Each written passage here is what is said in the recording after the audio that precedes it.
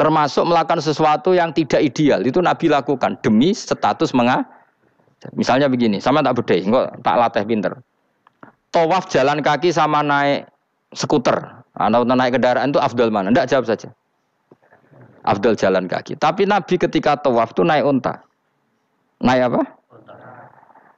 Sehingga ulama ijma tetap saja tawaf naik unta sama jalan kaki afdal jalan kaki. Padahal Nabi kalau tawaf itu karena Nabi naik unta itu statusnya adalah mengajar, menunjukkan kalau itu sah. Jadi nilainya bukan enak-enak naik unta tapi mensyariatkan kalau itu sah. Dong nggih. Kayak saya pakai baju hem. Dengan orang Arab pakai jubah. Mungkin cara Allah itu afdal saya. Saya orang Indonesia loh ya. Maksudnya saya ini orang Indonesia. Maksudnya saya orang Indonesia, saya ulang lagi. Bukan dengan status Habib atau ulama atau orang Arab. Guling-gilingan bahwa saya mengesahkan baju hem untuk sholat. Makanya dulu pernah di salah satu komunitas tabi'in, saya ulang lagi tabi'in. Itu semuanya pakai jubah, pakai serban. Jabir yang sahabatnya Nabi termasuk Abdullah bin Mas'ud, dia datang ke masjid, jubahnya itu dicopot. Terus dia sholat tanpa pakai jubah. Sampai geger tabiin. Ini gimana sahabatnya Nabi sholat kok pakai jubah? Jubahnya dicoplok, dicendel loh. Terus dia sholat. Ketika sholat ditanya, ya sahibah Rasulullah, kok ini sahabatnya Nabi sholat pakai jubah kok malah dicopot? Supaya kalian semua tahu bahwa kita dulu zaman Nabi biasa sholat pakai sarung, terus diikatkan di leher, saking tidak menemukan jubah. Tapi itu menjadi penting supaya orang tahu bahwa syarat sahnya sholat tidak bergantung harus pakai jubah. Meskipun kita sepakat pakai jubah sunat. Kita selalu sepakat pakai jubah sunat. Tapi harus ada yang enggak. Kalau semua kiai pakai jubah, nanti satpam harus pakai, supir harus pakai. Karena kalau mau sholat jadi bingung. Ini barokahnya Jabir, orang tahu oh, ternyata sholat itu yang paling pokok adalah nutupi aurat. Sama Rasulullah itu kadang tidak melakukan ibadah kelas paling afdol. Kayak tadi beliau tawaf naik unta. Tapi itu menjadi afdol karena nilainya mengajarkan bahwa itu sah. Paham ya? Terus beda. Perilaku sama pengajaran itu beda. Rasulullah itu enggak mungkin sholat lupa. Tapi Nabi pernah lupa. Andai kan Nabi tidak pernah lupa, kita tidak tahu caranya kalau sholat masyhur itu. Nabi pernah sholat hanya 2 rakaat. Terus beliau akan pulang. Terus sahabat diam semua karena mereka punya adab. Terus ada orang yang agak bedui. Aku sirati sholatu amnasita ya Rasulullah. Ini sholat model qashar apa memang kau lupa? Karena sahabat mulai dulu sudah ngerti usul fikih. Kalau ini zuhur 2 rakaat mulai besok berarti 2. Karena ngambil yang paling akhir. Zaman Nabi kan ada nasa mansuh. Kalau kemarin zuhur 2 berarti zuhur terkini 2. Terus Nabi balik lagi ke majelis mengkonfirmasi ahakun maqalau Dzulyaden, apa yang dikatakan Dzulyaden tadi benar. Iya ya Rasulullah, engkau tadi sholat hanya 2. Terus Nabi takbir menambahi 2 rakaat. Artinya apa? Kalau kamu lupa itu tidak harus mengulang dari awal, cukup bina meneruskan. Sehingga misalnya kita tawaf sudah 3 putaran, terus kita batal, ya kita wudu saja. Mulai awal apa teruskan terus keempat? Coba kalau Nabi gak pernah salah seperti itu, kita tidak tahu cara ngelola kesalahan. Ya misalnya kamu tawaf terus batal. Kamu wudu, nambah keempat apa mulai dari awal? Nambah keempat. Karena setiap seperti itu, bana alama fa'ala harus meneruskan. Bukan andai kan Nabi tidak pernah melakukan itu, kita tidak tahu caranya. Ojo kok malah komentar, sholat nganti lali, kowe eling opo wae, cangkemmu. Laline Nabi ora koyo lalimu. Mulane ana imam sholat salah iku anggap bae niru Nabi. Cuma bedanya Nabi untuk ganjaran wong iku gak ngono, tapi tetap. Jadi Nabi itu beberapa kali itu ngalami sesuatu yang tidak afdol. Tujuannya satu, untuk pelajaran. Makanya masyhur itu riwayat ma kuntu ansa walakin unassa li as-sunnah. Saya itu tidak pernah lupa, tapi sama Allah didesain lupa li as-sunnah supaya itu jadi sunnah. Jadi ma kuntu ansa walakin unassa li as-sunnah. Jadi saya tidak pernah lupa, tapi sama Allah didesain lupa supaya jadi sunnah cara ngelola kelupaan. Misalnya sholat 3 apa 4, milih 3. Milih al-aqal. Karena itu satu-satunya cara. Sehingga Nabi didesain pernah sholat hanya 2 rakaat, terus diingatkan sama sahabat. Terus itu jadi sunnah caranya ngelola apa caranya ngelola lupa. Begitu seterusnya. Nabi ngendikan al-ajru bi qadri ta'ab secara makna seperti itu. Tapi Nabi sendiri tawaf itu naik unta. Sehingga sekarang ada orang naik skuter, naik kursi roda, itu dikiaskan karena Nabi dulu pernah berkendara. Coba kalau Nabi tidak pernah berkendara, wong sing lumpuh gak iso tawaf, wong sing sakit gak bisa tawaf karena gak ada riwayat Nabi pakai kendaraan. Tapi barokahnya Nabi pakai kendaraan, semua referensi itu gampang. Meskipun Nabi sendiri pas itu masih sehat, sangat sehat. Tapi biar jadi sunnah, kalau seperti itu tidak apa. Karena tadi, Nabi itu yang penting, bu'istu mu'alliman, saya diutus sebagai pengajar. Kadang Nabi melakukan sesuatu itu tidak ideal. Tapi tidak ideal yang akhirnya malah lebih ideal ketimbang ideal kita. Karena apa? Nilainya taklim, mengajarkan. Itu masyhur itu dalam ilmu ushul fikih. Jadi yang dilakukan Nabi jaiz, biasa-biasa saja atau boleh, itu statusnya bagi Nabi adalah fardhu ain karena liwujubit taklim, karena menjadi kewajiban mengajar. Masyhur itu jadi dalam usul fikih itu. Karena Nabi berkeharusan menjelaskan. Sehingga kamu jangan tanya, apakah yang dilakukan Nabi itu mesti kelas paling utama? Jawabannya ya, misalnya gini. Nabi itu sangat mencintai Qiyamul Lail. Sangat-sangat mencintai Qiyamul Lail. Tapi Nabi hari keempat itu sudah gak mau ikut sholat di masjid. Terus ada riwayat, kubu sebelah bilang Nabi baru sholat 2 rakaat terus enggak. Ada yang bilang 8. Macam-macam. Nah, yang jelas orang sepakat riwayat itu, hari keempat Nabi sudah gak sholat di masjid. Dan itu bagus bagi Nabi, meskipun bagi kita agak bagus. Kenapa? Andai kan Nabi sholat Qiyamul Lail selalu di masjid dan selalu 20 rakaat atau selalu 8 rakaat, pasti orang ngira itu fardhu ain. Bahwa Qiyamul Ramadan harus apa? Di masjid. Dan harus 20 rakaat atau 8.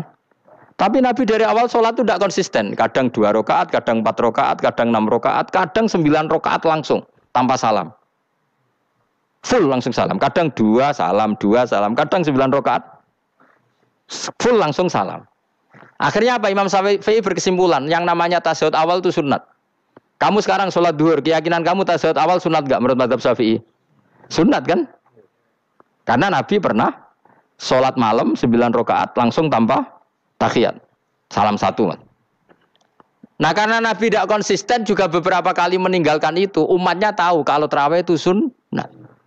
Sehingga bakul mie ya tetap adol mie yang tatpam tetap jaga. Dan orang tidak akan mencibir itu karena memang ada yang pulang tarawih, ada yang enggak, dan itu kebanyakan. Yo barokah Nabi tadi. Loh saya betul, saya itu tidak sombong. Saya itu punya pondok, punya santri banyak. Sampai sekarang saya kadang ya tidak tarawih, ya ora delik biasa. Supaya orang tahu kalau itu mah enggak wajib. Tapi berhubung saya wis nama wis kadung apik ngono ku ya ora dadi jatuhku, aman. Tapi sebenarnya hatiku yo nangis, kangen kula mbek pangeran. Lu Nabi sangat kangen mbek pangeran, tapi kalau melakukan ibadah secara terbuka semua pasti dikira itu wajib dan itu memberatkan umatnya. Nah, kowe ora usah ngono, kowe ora usah terus niru Nabi, kadang-kadang ra traweh niru Nabi. Kowe bolak-balik wong ora ngarah, anut kowe ora ngarah. Mulane traweh wae, nek kowe bareng traweh wae. Kok GR apa ono sing nyoroti perilakumu ora ngarah. Makanya kenangannya Sayyidah Aisyah itu, kenangannya beliau itu, wa in sama siapa teks hadisnya, ini ada di Sahih Muslim, wa in kana Rasulullah la yadaul amal wa yuhibbuhu makhafata ayyufradu alaihim. Sungguh Rasulullah itu sangat mencintai amal tapi beliau terpaksa meninggal. Jadi Nabi itu sangat merindukan amal tapi terpaksa beliau meninggalkannya, takut itu dianggap wajib. Misalnya Nabi siwakan. Kebayang enggak kalau kamu bangun tidur nemu bupati, enggak kebayang. Nemuin presiden apalagi enggak kebayang. Lalu kamu bangun tidur langsung sholat, wudu terus sholat tanpa siwakan, kebayang enggak? Kan enggak kebayang. Jika kata Nabi, umpama saya itu tidak memikirkan umat saya, sikatan itu tak wajibkan setiap orang mau sholat. Wong kita mau ketemu presiden, menteri saja, bangun tidur mesti sikatan dulu baru ketemu. Masa ketemu Allah tidak sikatan? Artinya Nabi itu enggak kebayang, enggak pakai siwak itu enggak kebayang. Karena mau sowan pangeran. Padahal lisannya Nabi sudah thayyib, sudah wangi. Tapi Nabi terpaksa kadang-kadang meninggalkan siwakan itu. Karena takut nanti dikira wajib. Kayak apa Nabi? Hanya Nabi pas siwakan ya baik karena menunjukkan itu sunnah, pas tidak juga baik karena ini menjadi pelajaran kalau itu tidak wajib. Lah nek kowe pas ra siwakan mergo dablek ngono lho. Mulane kowe ojo kan kayak jajal ya kangkang sing biasa rokokan, bariku ana komat langsung salat tas siwakan. Sing biasa ngaji sore lho ora usah contoh ado-ado. Gak kelakuanem lho. Iku perkara niru Nabi ta perkara rasa-rasane jawab. Jadi Nabi itu beda. Perilaku apa saja itu jadi teladan. Akhirnya jadi referensi. Begitu juga Nabi yang mensunatkan sunat safar, sunat kudum. Tapi Nabi beberapa kali ada sholat. Ada sahabat yang selalu sholat safar. Kalau pergi sholat, kalau datang sholat. Sampai Nabi ya disalahno. Agama orang ngene iku, Cung. Ojo nemen-nemen. Wala yusyadza hadatina ahadun ila ghulabu. Sing tenanan nyekeli agama, iku kok mesti kalah. Nak kalah terus bosen. Utawa tukang nyalahno wong liya. Coba kamu kalau enggak pernah tahajud, roh wong turu terus mbok arani Zaid turu, Ruhin turu. Jajal kita tahajud 2 minggu. Oh kebo turu. Lha tahajud 2 minggu ngebok-ngebokno wong ngono itu. Mulane salehmu bahaya. Mulane aku seneng saleh pas-pasan ini seneng. Sekali over sidik mesti cangkemmu elek. Aku yakin lho. Ngurus rai-rai ini ketara, aku sapal. Jajal kowe sing ngaji aku kon tahajud seminggu roh wong turu.